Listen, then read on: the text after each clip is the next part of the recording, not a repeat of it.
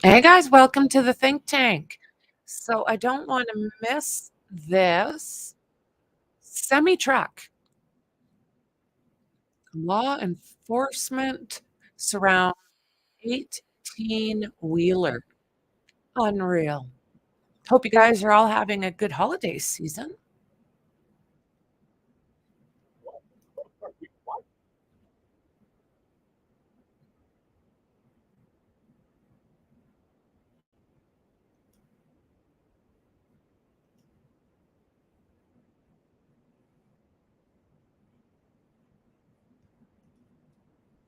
Hmm.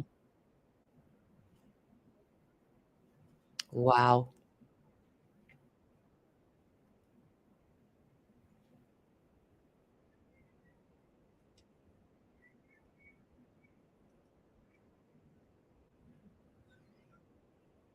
I'm gonna try over here, friends.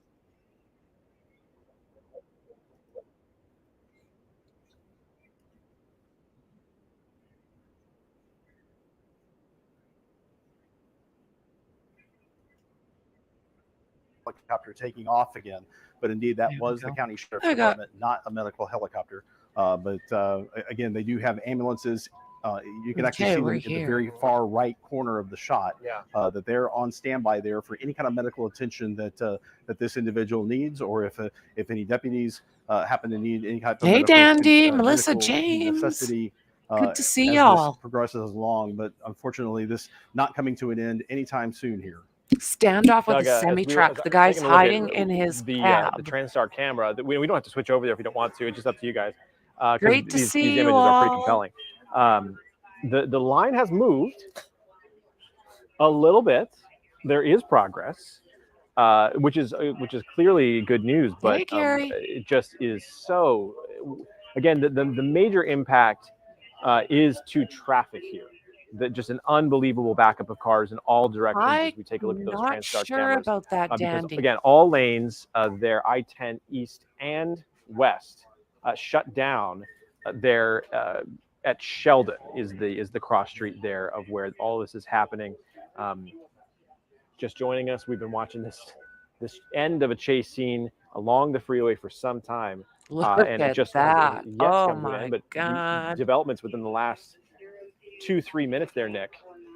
And your mouth continues to drop with this story as it unfolds. And now, you wondered why they shut down the other side of the freeway. This may be why. I'm not sure what's going on 1000%. I just got looking at some different channels like, oh my God, seriously? What the hell? They needed to get more people out to the scene to land their helicopter, which is incredible. Right. So we know that more deputies with tactical gear are there on the scene. I believe they're staged behind the 18-wheeler. We haven't seen them move. Yeah, we haven't seen them move from behind. And even long before that helicopter landed on the freeway, the westbound lanes were closed down. And from what we're hearing, and again, we don't like to just say, hey, we heard this, we heard that, and that's fact. We'd like to tell you what we're hearing that's giving us guidance to bring this on the air to you, to inform you what's going on. So listening to the sheriff's department earlier, they were talking about, before we go up and try to approach the truck, let's get that westbound traffic closed off. This was well before 2 p.m.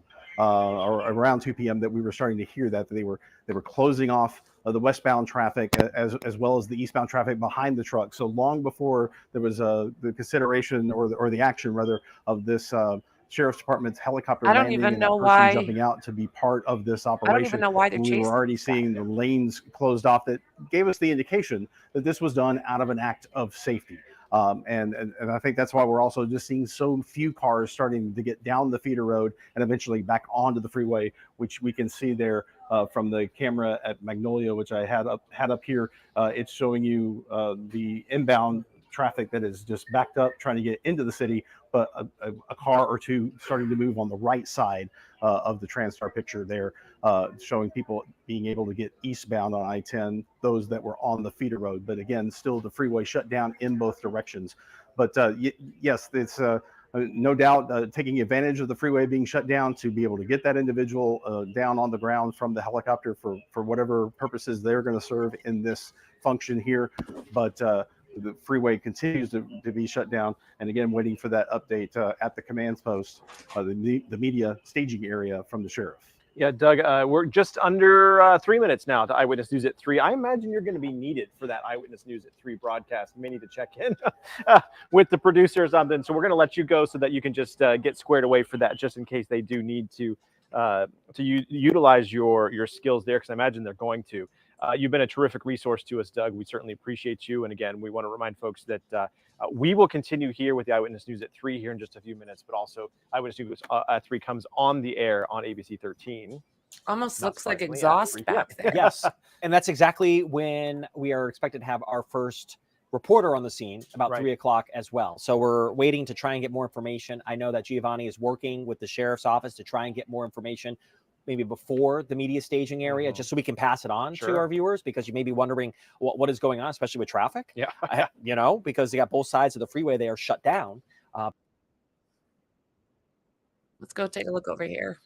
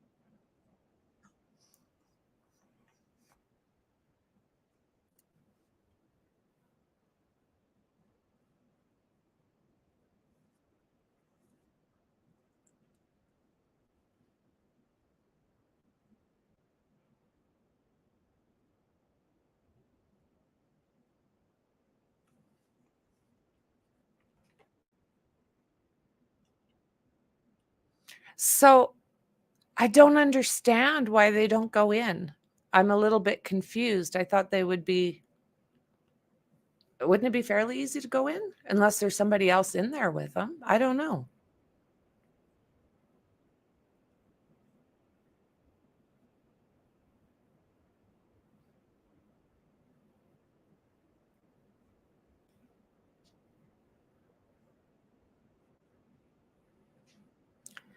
Right.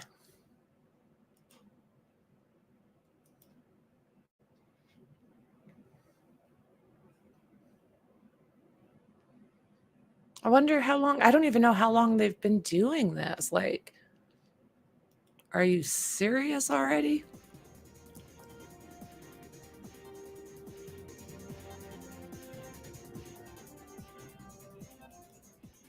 Wheeler on the East Freeway. All main lanes east and westbound are blocked as police try to get this driver to come out. The sheriff's office says it all started as a chase. We'll see you at 3.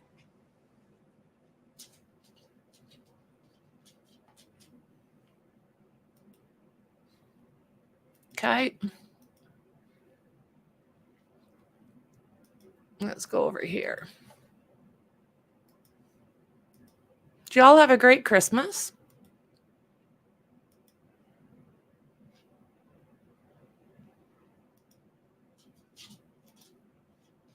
Oh, what'd I do?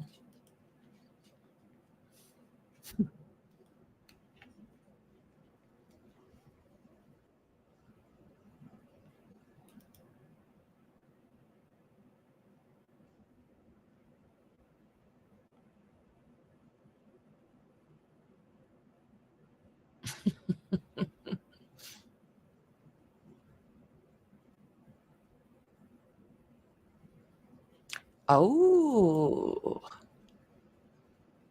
You're so smart.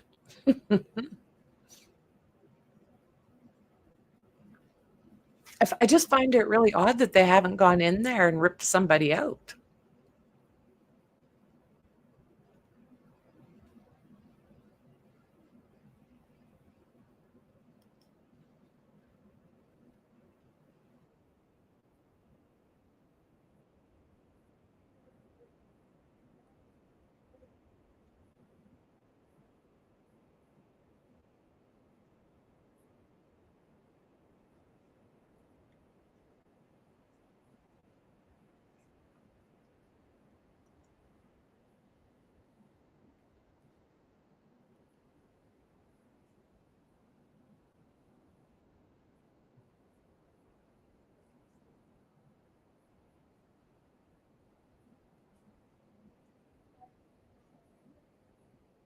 directing traffic, working to get people where they need to be, but careful. Again, a lot of heavy police presence, a lot of questions still remaining unanswered, but we do know that this chase started just a little bit before 1 o'clock, and that's according to Harris County Sheriff Ed Gonzalez. Now, the driver, we're told, refused to stop and drove along I-10 eastbound at a very slow rate of speed with law enforcement officers right behind them. Now, deputies have not said what started the chase. We're still working to learn that information, but we're here on the scene. Of course, stay with KHOU on air and online. We're going to provide you with more updates as we learn them on air and online. So tune in again tonight at 4, 5, and 6. We'll have the latest details for you.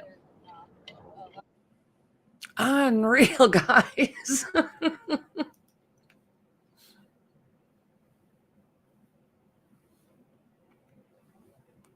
I just find this to be a very strange situation.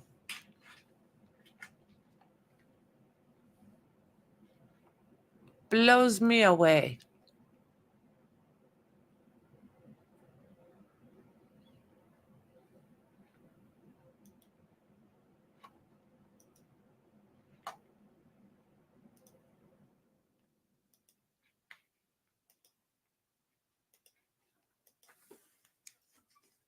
Crazy.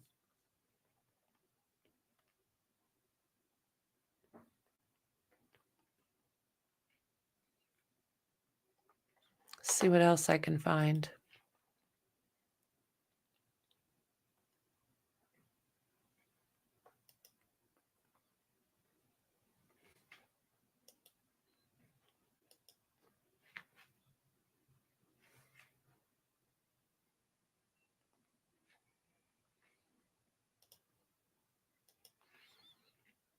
Try something else, friends.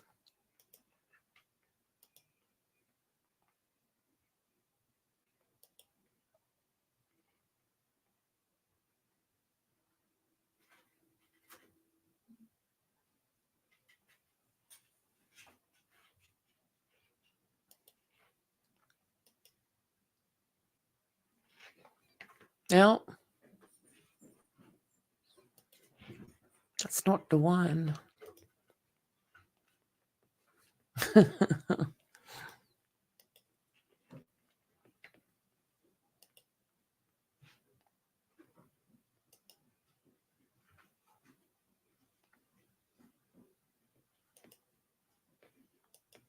Come on.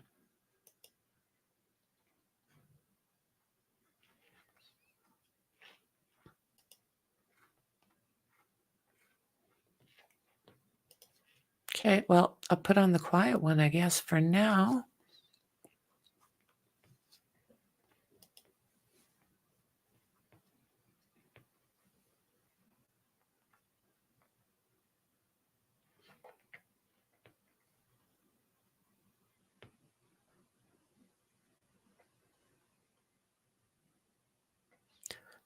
Okay, I don't know. You guys will have to.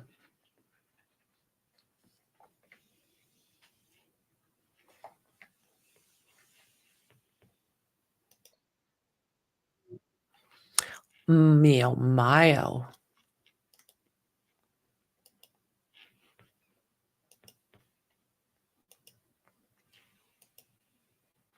Not sure why there's no volume.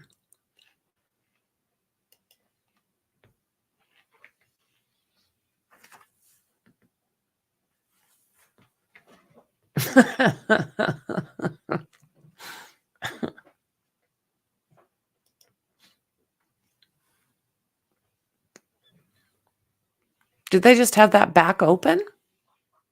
What the hell? I thought I seen the trailer doors open. Yeah. Look at them run. Why? Yeah, they did.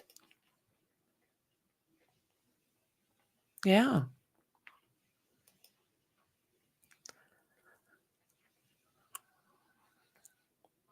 Near Sheldon.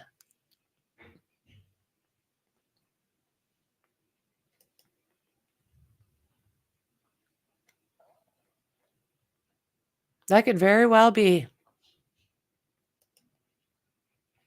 So they opened the back doors.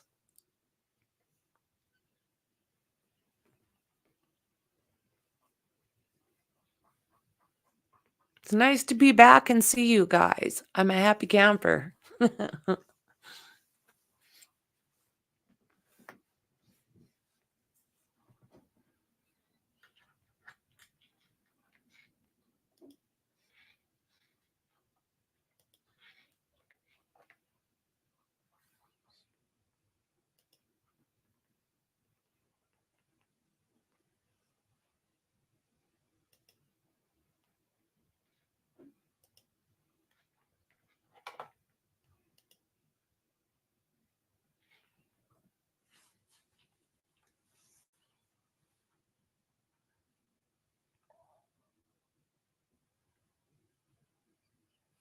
I couldn't tell either.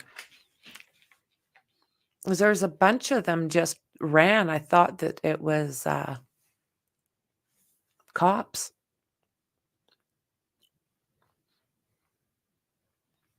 Did you guys get spoiled this Christmas? Santa was good? Yes, we do need a Zoom function.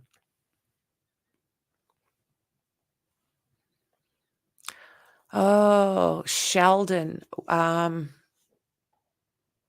me see here.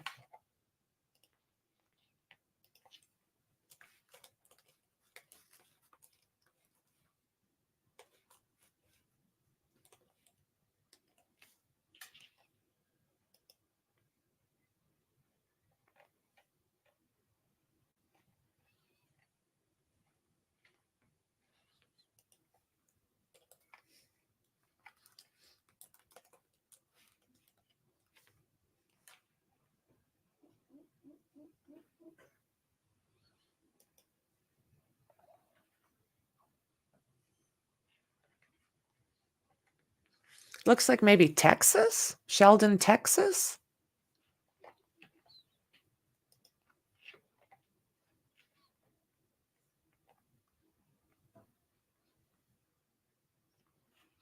Yeah, I do believe. Sheldon, Texas, by the sounds of things. I could be wrong, but that's kind of how it's looking to me. So, didn't we just see this back door open? And I don't know if it was a bunch of like cops or what have you running over there, but they sure took off fast.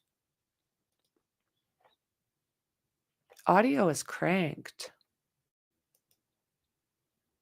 No volume.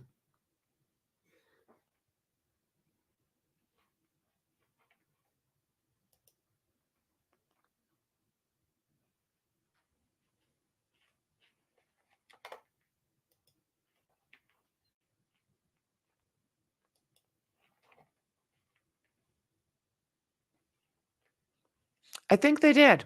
Yeah, I think that's exactly what they were saying, friend. I think that they did. There we go. Yeah, I thought about that as well, friend, because you don't know, right?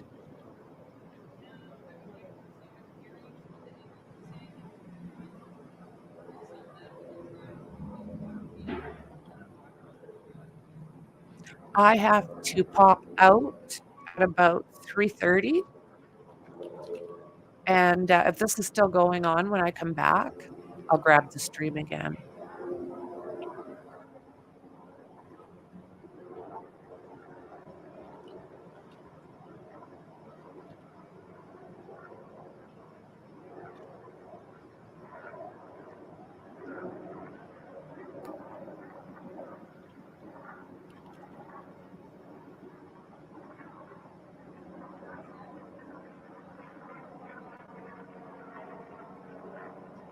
Look at all that traffic backed up.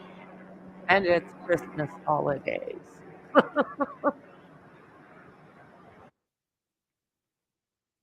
Oh, no sound again.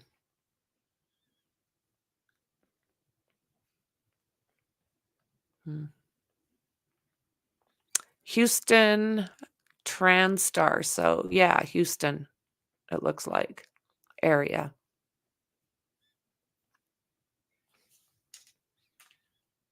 Boo! Nice to see you.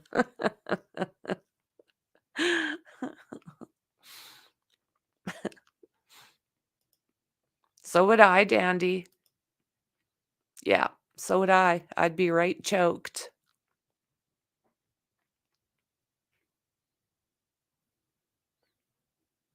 And they don't have places to turn around. It's just like a gridlock.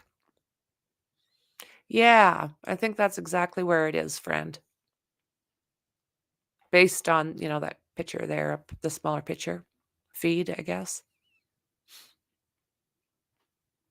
Mel's back. Yay.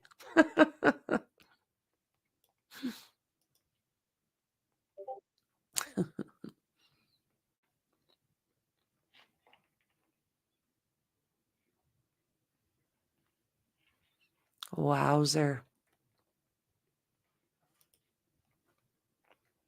Do they? No, I was only there once, and that was a long, long, long time ago.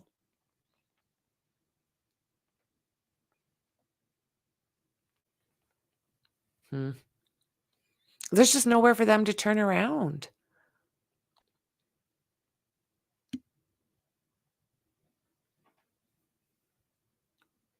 Wow.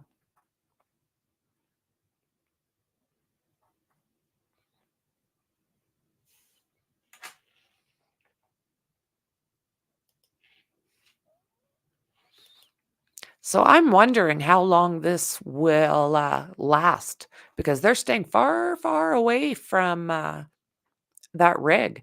So yeah, Houston TransStar. So just somewhere around that area, I suppose.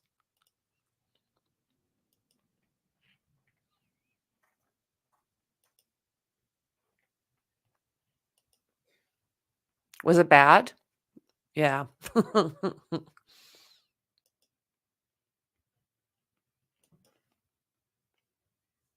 Is it always gridlock?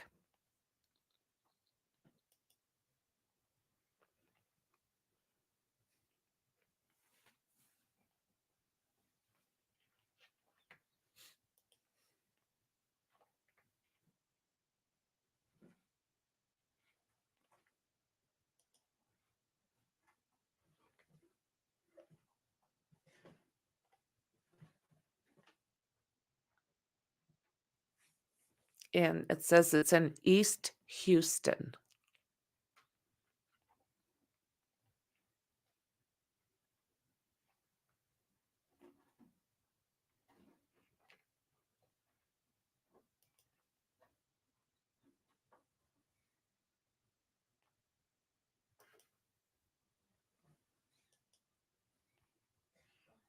Wow.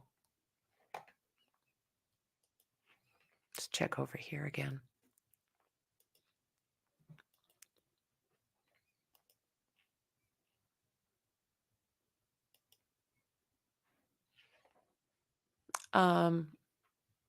Thanks for tuning in. So just as I set it up, it's done. We'll go back.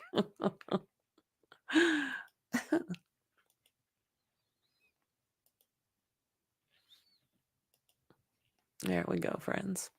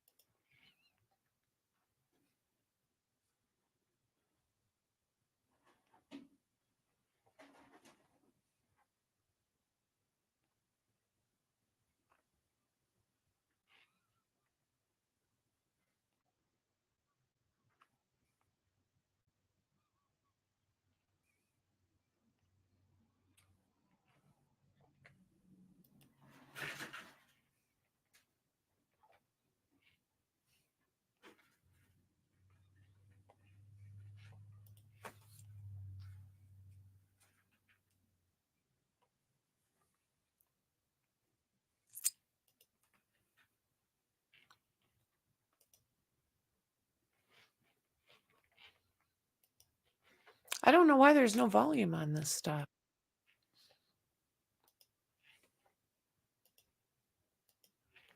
Let's check this one out. Bounce around a little bit.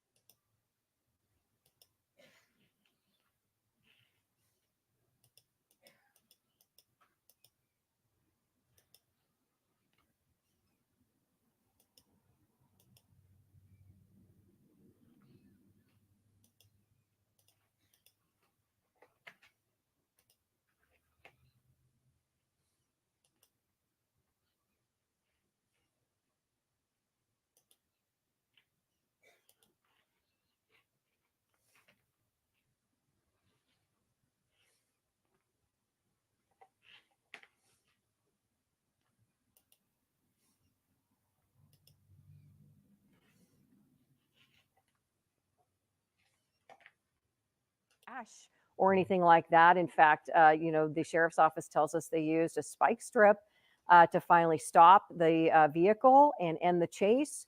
And you can see that the vehicle with 3 flat tires still pulled over to the shoulder of the freeway there. Perhaps they were driving in the shoulder. Obviously just ended in a peaceful way without a crash.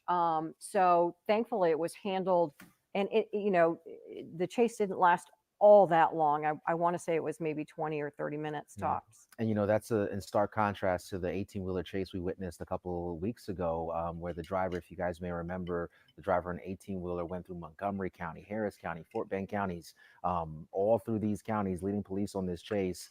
And when we spoke to law enforcement at that time, they mentioned that they were waiting for the right moment to use spike strips. Spike strips are obviously a very important tool to have, but you got to use it at the right time because there are some safety measures and some safety implications that you want to adhere to. And they were able to use them, thankfully, in this situation, and were able to get this 18-wheeler to come to a stop. So that has been a good sign, but we haven't seen any movement from the driver of this 18-wheeler since then. We looked at the decals. We're doing our due diligence behind the scenes. So we looked at the decals that are on this 18-wheeler. It's Design Transportation, which is a company out of Dallas, Texas. We placed a phone call to the company in Dallas, Texas. They quickly said no comment. Now, to be clear, we don't know for sure if the driver is employed directly through the company, or maybe they're a subcontractor, if you will, and they are their own independent entity, just driving the truck for the company or whatever it is. So but we do know to some degree that this truck is out of Dallas, Texas. Now, I want to give you guys an idea of what you're looking at as well. So the smaller video that you're looking at here, that is a live look at the feeder road that is now at a standstill. Now, what you're looking at in the larger portion of your screen, that was the feeder road there with some roads, with some cars going through, but that was earlier. So you're looking at video. This is not live right now, but we're showing you some video. We're repositioning, doing some work there on the ground. So we'll get back to a live picture in a second. But so this, again, is the 18-wheeler on I-10, but the smaller box on your screen is the feeder road, giving us another live view. Now, there was at one point a armored SWAT truck that was here. Matter of fact, that is Sheriff Ed Gonzalez. That is Sheriff Ed Gonzalez walking right now with another member of law enforcement behind him. Now, we should be expecting him to speak because there's a media staging area on the eastbound service road near the Fairfield Marriott, and I think that's just east of Sheldon where most of the action is taking place. So Sheriff Ed Gonzalez, that is the first time we've been able to set eyes on him. That is a live look again of what's unfolding on the feeder road. Now, near that feeder road is an industrial area. And we have seen that kind of be used by law enforcement as kind of a staging area for them. We've seen a lot of black unmarked cars and members of the SWAT team go over there as well and kind of look at what was taking place. And now We're we taking have a live shot from the chopper, a close-up view of the truck, and it looks like the SWAT vehicle has just pulled in right in front of it. And you can see the robot there on the left side that has been kind of, giving them the view into the truck, into now the this cab. is the same armored truck I just mentioned a minute ago. That was once on And that feeder road. and look at the top of it. You can see there's an officer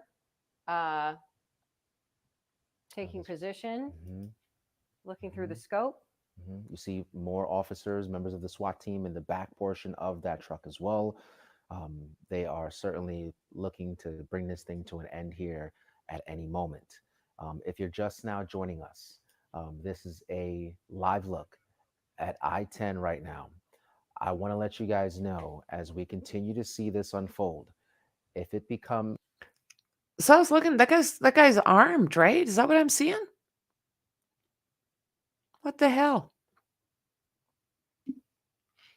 Like he's pinned right on there. And then they've got, what the hell's this thing?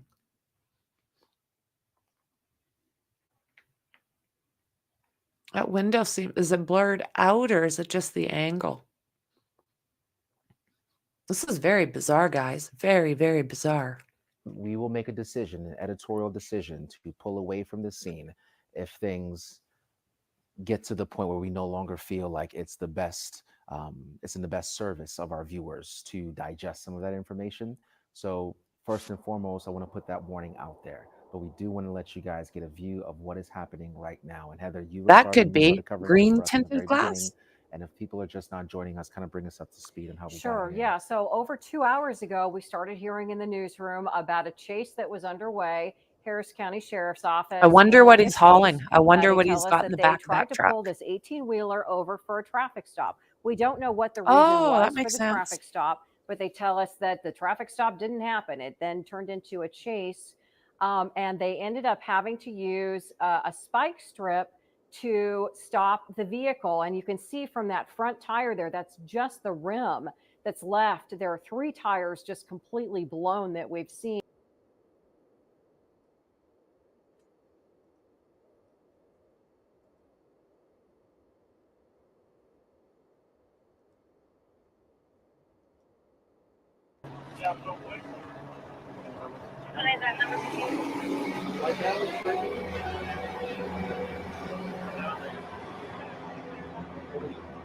I need a white balance or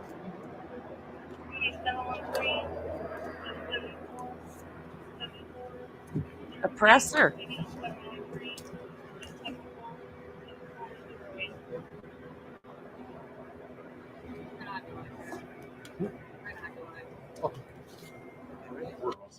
everyone set? Or do we wait or No, we're fine. Just everyone good?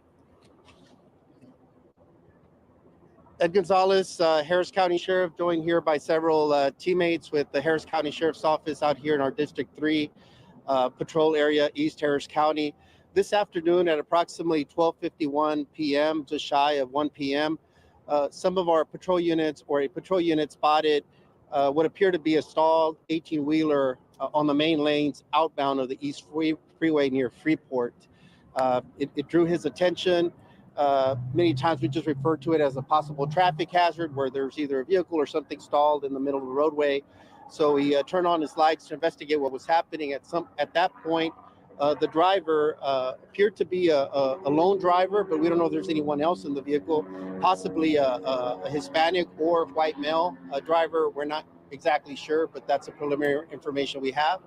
But the driver did not stop. The driver began traveling forward at a slow rate of speed. So the unit continued behind just to assess what was going on. At that point, there's a range of things that he was considering. It could be anything from medical emergency, so a potential public safety risk as well. So just trying to assess what was going on. As the vehicle continued outbound, the vehicle started some evasive maneuvers, started swerving kind of around multiple lanes. At that point, the risk factors went up at that point because now the vehicle began swerving. And again, we're talking about a large 18-wheeler with a container truck in the container trailer in the back. So at that point, just past Sheldon, that's where the vehicle finally came to a rest on the main lanes. By then, obviously the sergeant and others had determined that they were going to try to immobilize the truck. They deployed spikes, which were successful. And the vehicle continued to travel some more and eventually came to a stop. At this point, he remains barricaded, refusing to come out. We have summoned our crisis negotiation team as well as our SWAT team so we could have a range of different options to deploy out here, seeking the best possible outcome for everyone involved. But at this point, it's still an active scene. We do not know why he's refused to come out or what may be happening with him. It could be anything from being impaired to some type of a criminal issue that we're just not aware of. So we're just trying to ascertain the best strategy to, again, come to a safe resolution, primarily to make sure our deputies are safe out here, other citizens that may be in the area, and then also the subject himself, that we could try to resolve this as peacefully as we can. But being that he's refusing to come out and not knowing his state of mind, we're concerned, of course, that he's an 18-wheeler. It's a powerful truck, obviously, and anything could happen. He is revving up the engine and has been doing that for a while, so we don't know what's on his mind. Obviously, traffic mobility is an issue, so we could continue to get the message out to avoid I-10 East and to seek alternate routes. That would be helpful because we have a large presence out here. We're going to try to get this resolved as quickly but as safely as possible as well. Just briefly in Spanish before I answer questions. Esta tarde, como casi a las 1 de la tarde, uno de nuestros oficiales observó una camioneta que estaba estacionada en las vías primarias de la carretera, del freeway, de la autopista. Cuando llegó a ver si podía darle auxilio, ver qué es lo que estaba pasando, el chofer siguió manejando, no quiso obedecer o darle alto. Siguió caminando, después comenzó a cruzar diferentes de las líneas de tráfico y al fin llegó a este sitio donde está aquí cerca de la parte de la calle Sheldon Road en la carretera principal, yendo para el este, para afuera de la ciudad. Entonces aquí estamos en este momento, sigue la escena en vivo en este momento, tenemos diferentes elementos preparados para ver qué es exactamente lo que está pasando y por qué no está cooperando con las autoridades. Entonces en eso estamos ahorita tratando de resolver este incidente de la manera más segura para todos involucrados. Any questions? It seems like we're hearing that there was a tactical officer who fired some shots. What kind of shots are those? I think, again, we try different things. We always try to just kind of use the less force as necessary. I did mention that we did successfully spike the wheels, the tires a couple of times. And then also, I think less lethal type of weapon was utilized to try to see if we could just gain compliance and get the issue resolved quicker. But that was unsuccessful. So here we are now. We're now in a barricaded situation. Just for some of our citizens, they may say, well, it's easy, just go up to the truck or something. We're putting our folks in harm's way. He's at an elevated position, so there's different tactical considerations that have to be made. So one priority for me as well is to make sure that our folks are safe out here. So I want to commend Sergeant Carizales that was out here and the lieutenant as well, Lieutenant Calhoun and our team out here, the sergeant, everybody, we're working together. We're trying to resolve multiple things from the traffic as well as the safety. And again, we'd like for him to comply and get him out safely. But at the end of the day, it's ultimately his choice to make sure he's complying with us so that we could resolve this as safely as possible for everyone. And so at this point, it seems like just non-lethal shots have been fired? Yes, that's up to the moment. That's it. Nothing, no gunfire.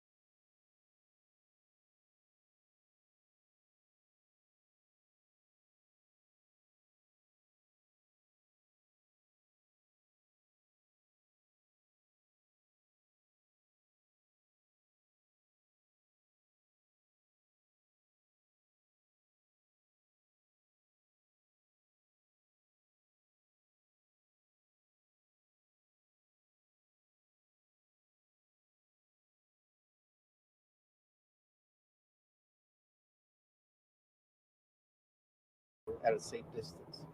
Westbound lanes still shut down? Both sides, eastbound and westbound. And Sheriff, we're live right now. Can you talk to us once again about the traffic implications this has in the area? Yes, at this point, we're asking all the commuters. We know that Can you hear this thankfully one? it is kind of around the holidays, so there's less traffic on the roadways. But nonetheless, we know it's a busy corridor that leads folks out of the greater Houston area into Baytown and beyond. So the East Freeway right now is at a bottleneck right now. We're trying to alleviate some of that traffic, but if people can find alternate routes, we are You guys diverting hear them this? off of Sheldon Road right now, and we're getting them around the target area. But if they could exit before then, either get on the tollway or even before that and find alternate routes, that would be helpful. So we leave it up to the news stations to hopefully help us out on that. Rapidito, porque nosotros sabemos en nuestra comunidad, hemos visto estos camiones utilizados para transportar inmigrantes. En estos momentos, ¿ustedes piensan que hay personas allá adentro? No pensamos que hay, nomás digo que es posible, digo, no hemos podido inspectarlo. No pensamos que va a haber personas adentro, no tenemos esa sospecha completamente, pero no lo podemos eliminar tampoco todavía. Estamos viendo eso, no puedo decir todas las estrategias que tenemos, pero no pensamos que va a haber personas dentro, pero no se sabe hasta que podemos inspectar un poco más cerca. But that's something that you're still kind of exploring. You never know with those. Yeah, you never know with those type of trucks. We know that sometimes they could have different compartments in there, so we don't know. There could be some type of narcotics, contraband. There could even be people that, we are trying to ascertain to determine that there's not people in there. But again, until we could fully inspect it closely, nothing could be ruled out. It's again still live. What is the green stuff on the windshield? We deployed a less lethal munition, trying to immobilize the driver. It wasn't successful. I don't know if it had any impact on him, or we were trying to perhaps through an open window or something. I'm not sure what was done prior here. I just know that it was utilized, less lethal weapon, which is something now, a tool that we've given some of our deputies to try to resolve things in a less lethal way. Has the driver even acknowledged y'all's presence? I know you have tried to communicate both in Spanish and English. Has there been any kind of response, any kind of acknowledgement that you guys are there? I wasn't told of any contact where he's actively engaging since I've been here, or something could have been established. We hope so. We're giving him that opportunity. We're trying to give him every opportunity to help us resolve this as safely as possible. But again, at some point, some decisions have to be made, because we're putting a lot of people at risk out here, and we've got to make some decisions. And that's when you first encountered him? I don't know what his status was when they first encountered him. When they did pull up to try to assist him, because sometimes they thought maybe it could have been a medical emergency or something's happening, or maybe just needs some roadside assistance of some kind. He started taking off when our units turned on their lights. So, and then once he started moving forward, he started just swerving in and out of different lanes. And now we're knowing, is he going to go off the road? Is he going to harm other people? And that's where the risk elevated a lot more. What are the different tactics used compared to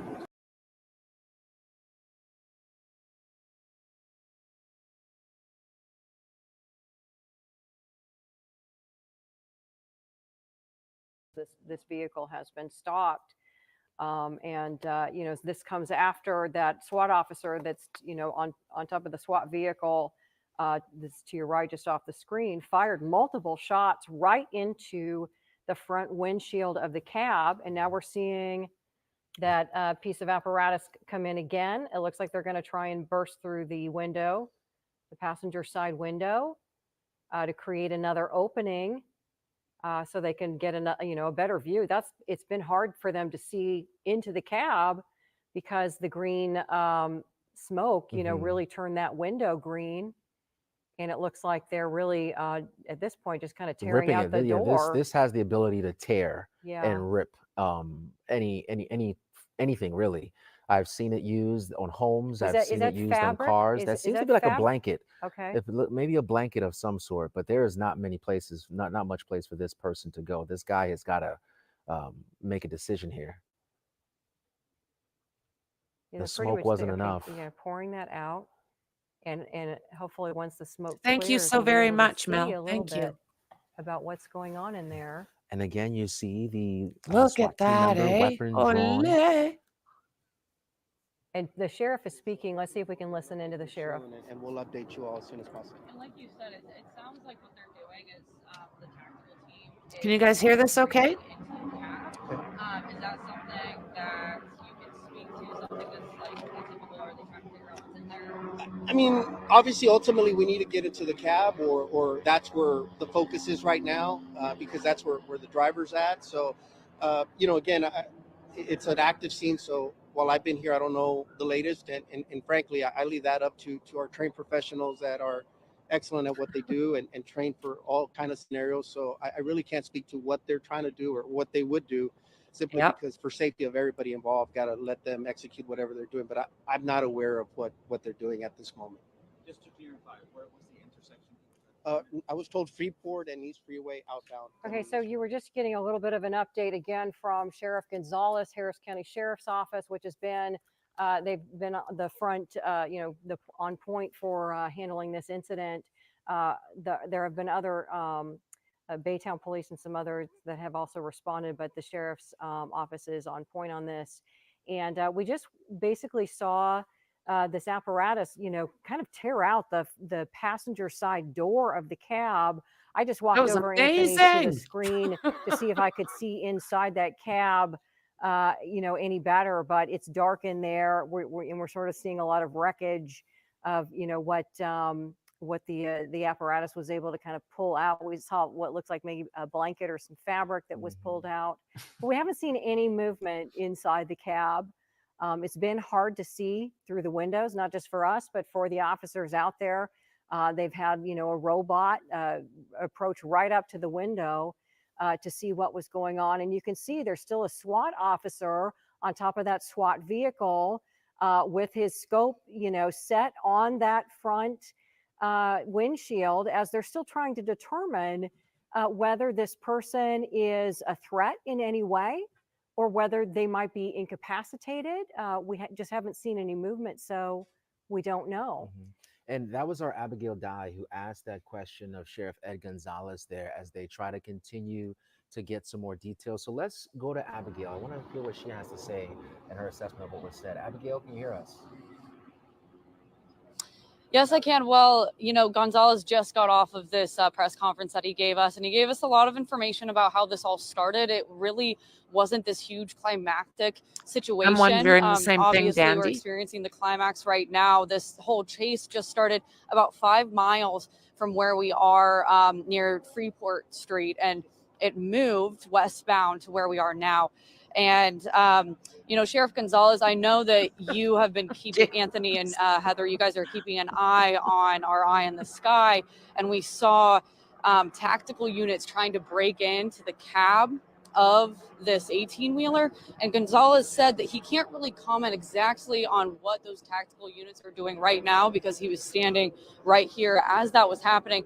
But he says they're just trying everything they can to de-escalate this in a safe way. They're using that robot, they're using non-lethal force and shots, and they're just trying to get this driver who's still in that cab to come out safely and peacefully. And so they're just trying all these different tactics. We'll show you a bit of the scene here behind us. Like I said, this started just about 5 miles away. Gonzalez says this chase, it wasn't crazy. It wasn't like this 18-wheeler was going 50 or 80 miles an hour like we've seen in the past with these 18-wheeler chases. This was just a slow progression.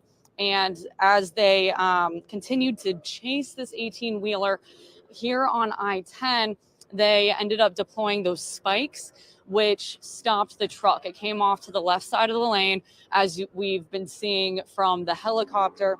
And now we are fully surrounded. And like I said, Gonzalez says we're just continuing to use these different tactics. And they don't know who this driver is, but a little bit about the behavior of the driver. Heather, I know I heard you say that we could see that front wheel continuing to spin.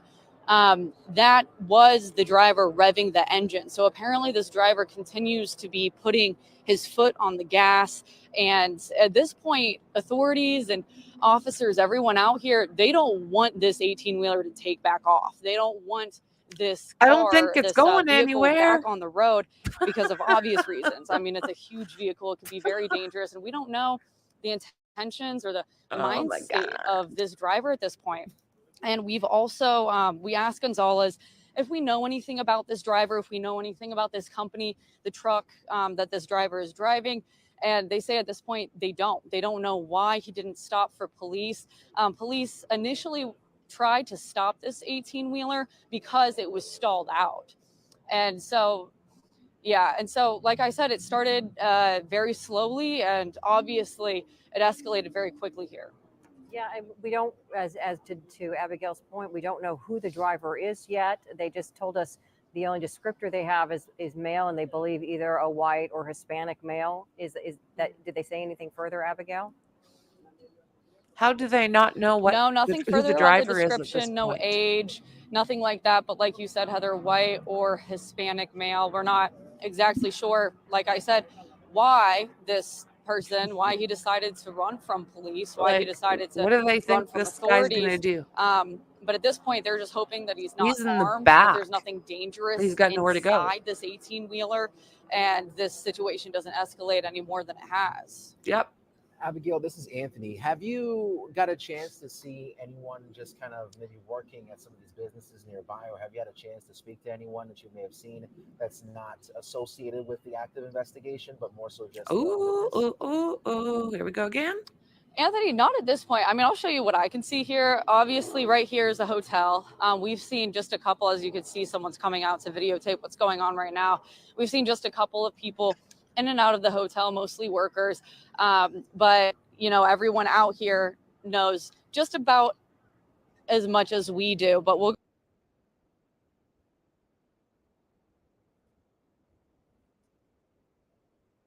Sorry, guys.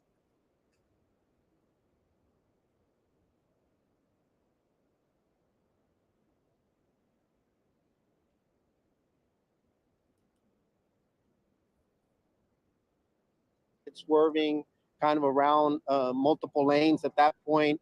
The risk factors went up at that point because now the vehicle began swerving. And again, we're talking about a large 18-wheeler with a container truck in the container trailer in the back. So at that point, just past Sheldon, that's where the vehicle finally came to a rest on the main lanes. By then, obviously the sergeant and others had determined that they were going to try to immobilize the truck. They deployed spikes, which were successful, and the vehicle continued to travel some more and eventually came to a stop. At this point, he remains barricaded, refusing to come out. We have summoned our crisis negotiation team as well as our SWAT team, so we could have a range of different options to deploy out here, seeking the best possible outcome for everyone involved. But at this point, it's still an active scene. We do not know why he's refused to come out or what may be happening.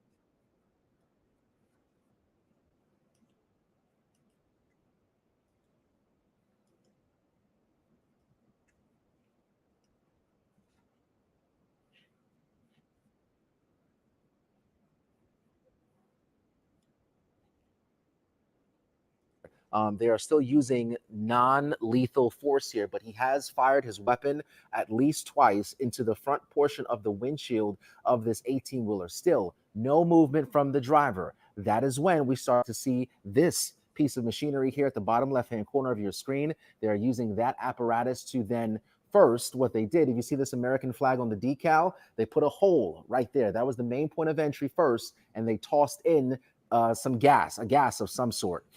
Still, again, no movement from the driver. That is when this larger apparatus was brought in, and it is now ripped out the passenger side of this 18-wheeler at this very moment. But again, still no movement from the driver. Now, this piece of machinery has a lot of capabilities. It can pretty much rip out the entire portion of this truck. So, but again, the SWAT team members are still trying to figure out. I do want to make note here, what we can't tell you from this vantage point in the chopper is what's being said. We do know members of the SWAT team obviously are there. Do you guys think this guy's still alive? There as well. So what we can't provide you with is an understanding of that means of communication, if in fact there is communication happening directly between law enforcement and the driver of this semi. This is so now, bizarre. Was it 3:49 in the afternoon? So we are approaching a 3-hour mark of this standoff. A lot of things happening. And the tactical machines going in again to try and Okay. create a little more of a viewpoint for them to get an assessment of what's happening inside. And if you've ever been in one of these cabs, you know, you've got your sort of your driver and passenger section that you can see there in the front. And then they often have kind of like a sleeper cabin or another part of the cab where people can also be. And so that's, you know, sort of been the question from the get-go is all we know is there, you know, the driver they've described as a male, either white or Hispanic. That's the only descriptor we've gotten. And they don't know whether there's a possibility of anyone else being either in this cab or perhaps in the truck or anything like that. We just don't know. And so they're being extremely careful, you know, trying to get a better view. That's been the challenge out here. Can you imagine having that thing coming at you? The spike strips were laid out and they were able to stop this, is they just haven't been able to see very well what's going on inside this cab. When the 3 puffs of green smoke came out of the cab earlier, you know, that helped to turn what was the passenger side window green, and part of the window was broken. And so you couldn't see into it once that happened. And from our vantage point, and while Sky Fox is giving us an excellent view right over the scene, it's still with, you know, shadowing and darkness in the cab. It's been very hard to see, you know, inside to see exactly what's going on. Again, we just haven't seen any movement. Well, you know what, though? We're going to see everything here in a second, because this piece of machine is going to rip this entire portion out. As I'm trying to look closely here, it looks like there was even a TV inside of the back of this cab. Now you see another aggressive move here by the member of law enforcement controlling this apparatus the SWAT team frequently uses whenever they're trying to make entry into any given point, whether it be a semi in this situation or even a house. We've seen them use this as well. So that's what's happening on the side, but also don't please pay attention of what's happening here at the top of the SWAT, at the top of the armored vehicle right here. So we're paying attention to that as well. And if I'm correct, Anthony, this apparatus that is breaking into the truck now, they're operating that remotely. Yes, they're. Oh, okay. I thought I saw. I believe someone might be in that. If I'm looking closely okay, here, so perhaps it's an armored. I believe it's armored for sure. Okay. And if you're familiar with these cabs, a lot of times in the back portion here, you have beds. So this is what we see being ripped out here. A bed. I saw a television earlier as well. So this driver, this guy doesn't have far to go. Like this, there's not many places you can go inside of this cab. So we're going to see this thing come to an end here relatively soon. In terms of the semi itself, it is design transportation. If you realize, if that may not ring a bell, we made some phone calls because we wanted to know, like, who is the driver of this cab? Where did this truck come from? It's out of Dallas, Texas. We placed the call to the company. The company saying no comment, but we obviously don't know if this person may have been contracted through the company or if they were employed full-time by them. We can't speak to the specifics there, or if it was stolen. Yeah, yes, Heather, know. that is a great point. We don't know if it was stolen. So this is what we continue to witness here in real time with you as Sky Fox is over the scene here on I-10 eastbound, as this was, according to police, a traffic hazard where a member of the constable's unit tried to initiate a traffic stop because they saw something that was potentially a traffic hazard, making things dangerous. And when they tried to initiate that traffic stop, that is when the driver of the semi, according to Sheriff Ed Gonzalez, led police on a chase. But he was deliberate by saying that it was at a low rate of speed. Nevertheless, officers were able to use spike strips. And if you look at the very front portion of the 18-wheeler, you can see down to the rim, bare. But we also continue to see some more information being given to us because of that press conference from Sheriff Ed Gonzalez. And I believe Heather Abigail is... She's got some more information we're hearing about the suspect, Abigail. Yes, Heather. So we can't really speak to his mental state, but as for his physical state, I was just talking to a sergeant here. I was wondering, you know, if he's still alive. And the sergeant says that he is indeed alive at this point. Nothing has gone out on the radios indicating that our suspect has died during this altercation because, you know, I mean, we did have those projectiles fired, and while they were non-lethal, you never know how something like that can end up. And just being in this state and revving the engine and sitting in that cab for so long, we don't know where this man's health is. So we went ahead and we spoke to the sergeant, and he told us that at this point that that suspect is still alive and is still in the cab of that truck. That's stunning. It's stunning to hear that someone could still be alive and enduring this situation. And there's not much room in the back of these cabs. If you're not familiar with these cabs, I've been in a couple of them. There is some room in the back where there's usually a bed. You might find a small microwave or something like that. But most of that has been ripped out by the SWAT team as they use this apparatus here at the bottom portion of your screen. And you see the bed there on I-10. And as Abigail was mentioning, you continue to see that one wheel with the smoke coming from it because there is still gas, you know, the engine being revved up at this point, even though the front portion of the wheels are down to the rim.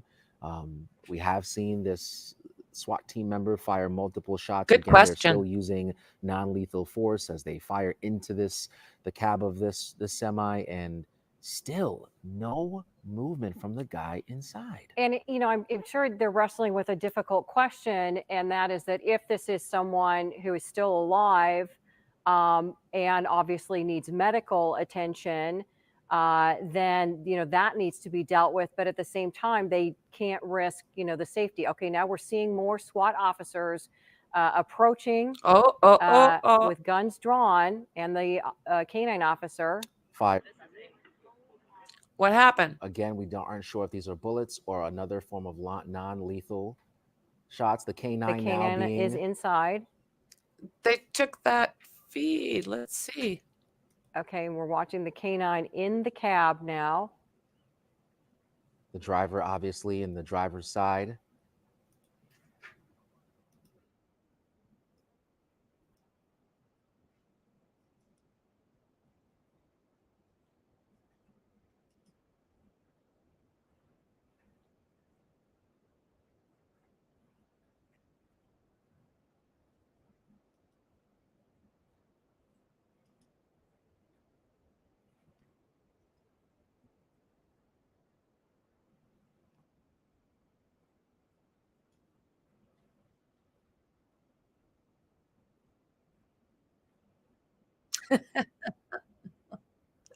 Oh, thank you, friend.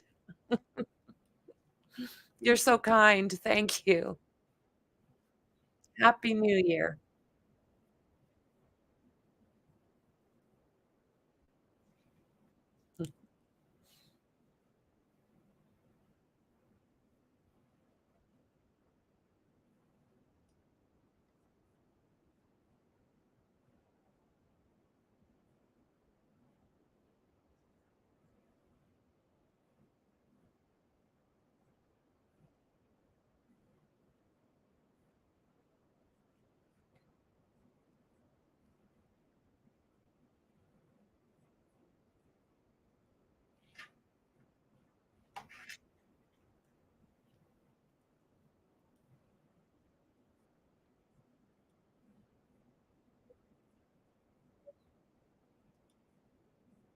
That their assumption is this person is potentially still alive, but perhaps under some sort of medical situation. You know, we just know, as you can see there on the screen, that wheel has been churning since the stop of the chase happened, since the spike strip. So we know that something has got pressure on the gas pedal, whether it's an incapacitated driver or something else.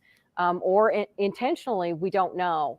But it's been spinning consistently for more than an hour.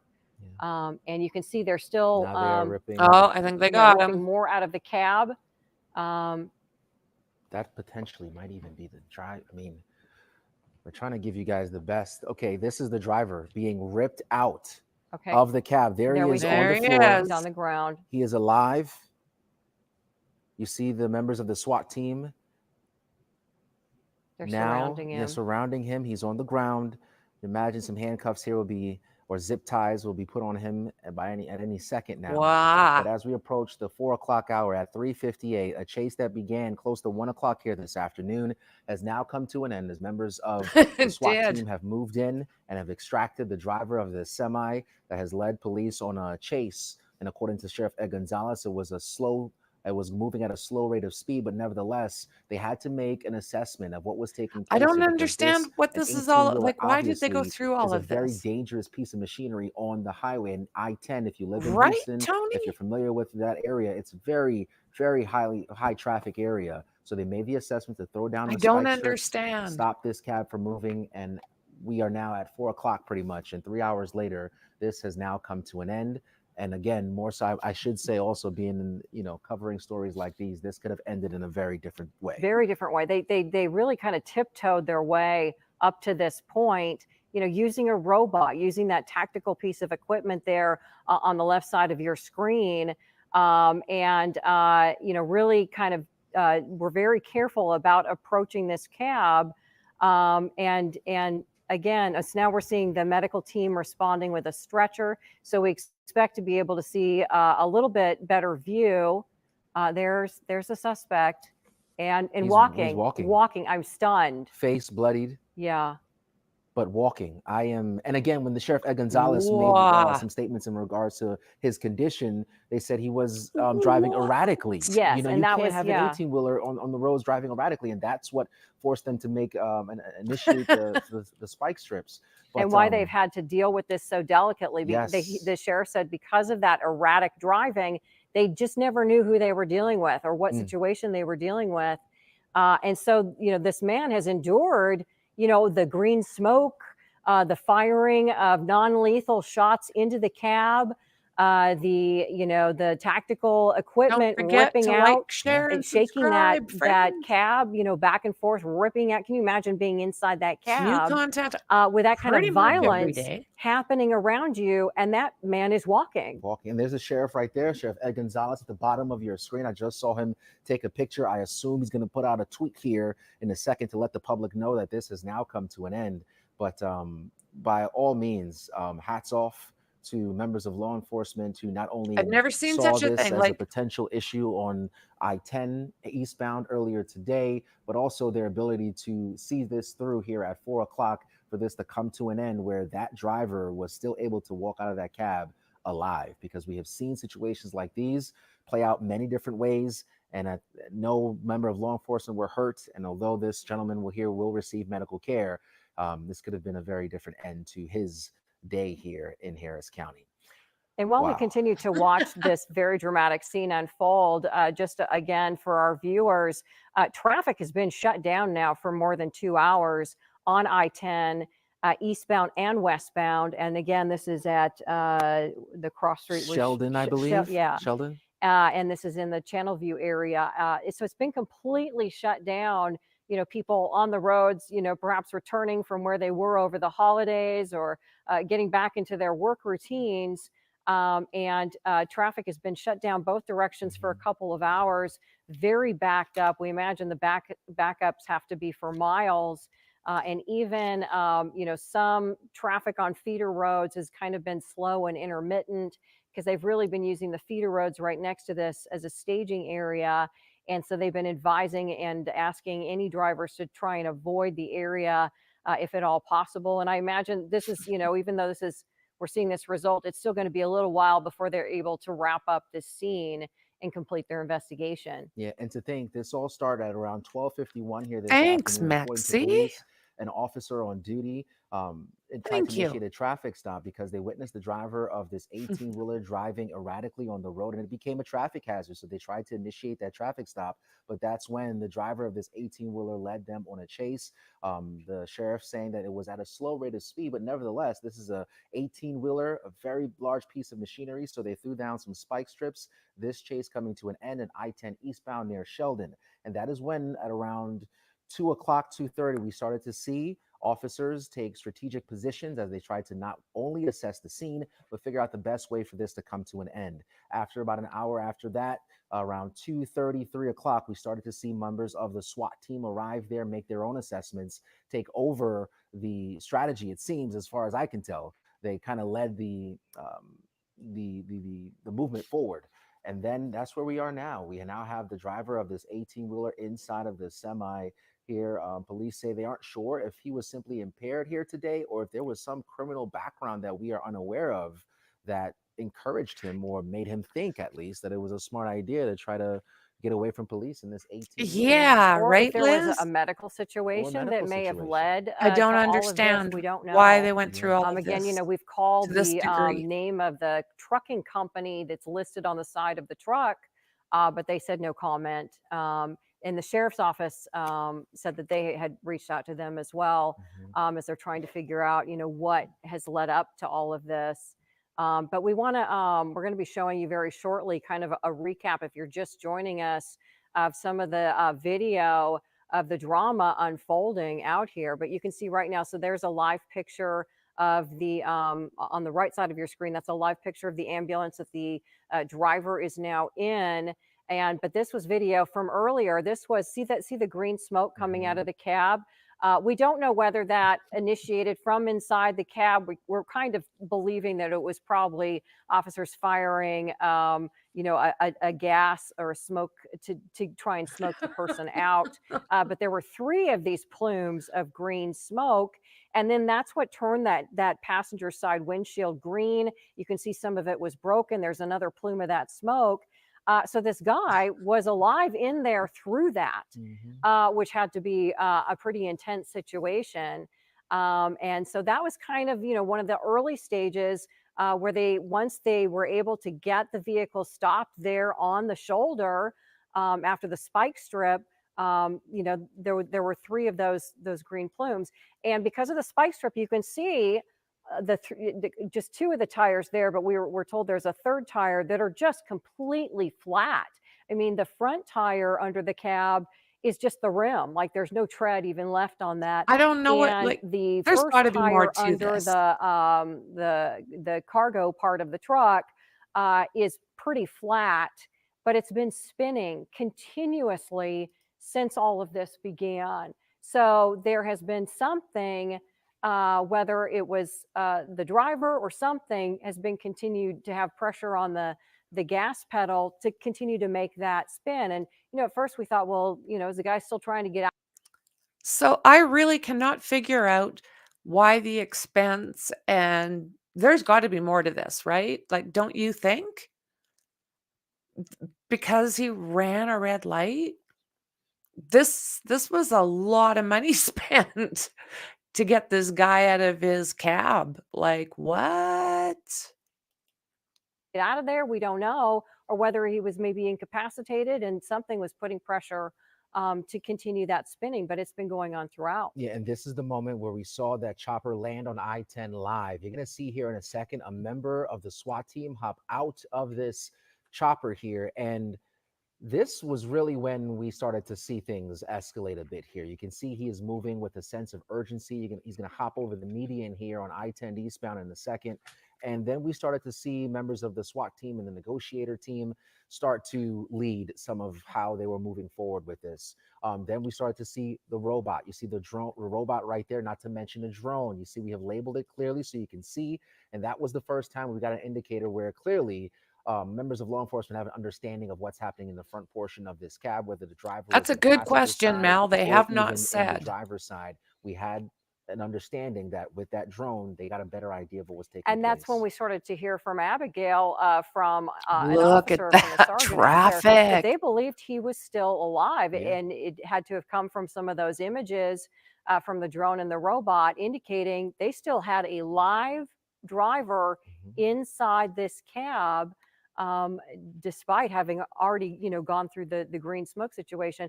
And then, of course, this tactical equipment going in and just continue to punch holes in, sort of this back part of the cab. They threw in another smoke bomb there to try and smoke him out. But there just were no signs of movement of anyone inside. And as we were describing earlier, if you've ever been in a cab like this, the front portion is, your driver passenger seat.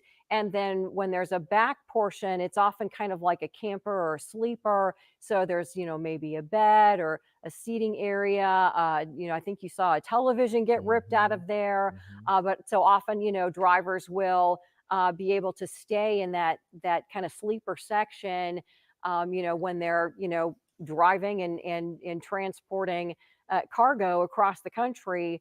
And so that's why they really never knew how many people could be in there, who exactly they were dealing with. And so that's why it's been this, one step after another process to tear out the windows and the doors, as you're seeing that tactical equipment right now, to give them that gradual look, and at the same time not injure him. We believe he was sitting in the driver's side throughout all of this, is what it appears. And then there he is, as they were able to finally pull him out.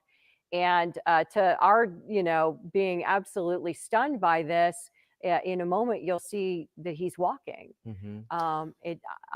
I don't know how anyone could go through the violence of everything that happened in that cab. Yeah, very dramatic scenes taking place. Now, I do want to give you guys an update as well. In that top right-hand corner, to that small box, we now have word that the eastbound lanes on I-10 have been opened, or they're going to be opened here, because you can see there is still a massive traffic backup here. This started at around 12:51, and here we are at 4:10. And that's what so many people, thousands of people have been sitting through, miles and miles of traffic on I-10 eastbound, as police were able to finally, but as you can see here, you see the gradient of the traffic standstill, but now we start to see movement as these cars are driving past the scene that was the site of this dramatic scene that unfolded here on I-10. And it was the reason why they were stuck in traffic for so long. But good news, I-10 eastbound back open at this hour. That's, I believe, the westbound The side. westbound, excuse me. Yeah, but of course you're going to have people kind of craning their necks and slowing down, looking at this, scene. What a dramatic scene on the side of the road there. And so now it looks like they're doing something with that tire that's been spinning this entire time, probably because they need to, secure the vehicle so that it can be safely towed off the road at this point. And I mean, for those of you. Okay. Hey, guys. So it looks like they got a resolution. I have no idea why they put that kind of money out. If truly the only thing is he ran a red light. And I have no idea what's in the back of that container. But I've got an appointment here coming up, so I'm gonna have to jump off, but I will be back later, most likely, if not tomorrow, but most likely, at least to see if there's been any kind of an update about what could have been in that trailer he was hauling. Yeah, I think Pokey may have bonked him. Oh, yeah.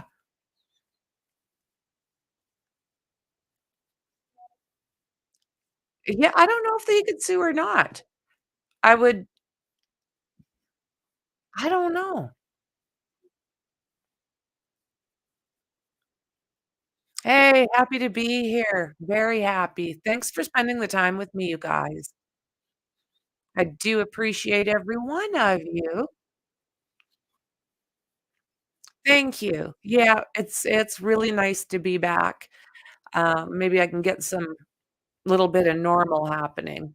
I still have to pop out quite often and do my family thing, but as I'm gonna be on here as much as I can. And what else did I want to say? I think that might be it. I'm gonna pop out. I want to go get another laptop. And yeah. Merry Christmas. I hope it was great. Yeah, and enjoy, just like Perry said, enjoy the rest of the holiday season. Let me see here. So yeah, guys, thank you very much. Happy New Year is just around the corner. And I'll see you guys soon. Bye.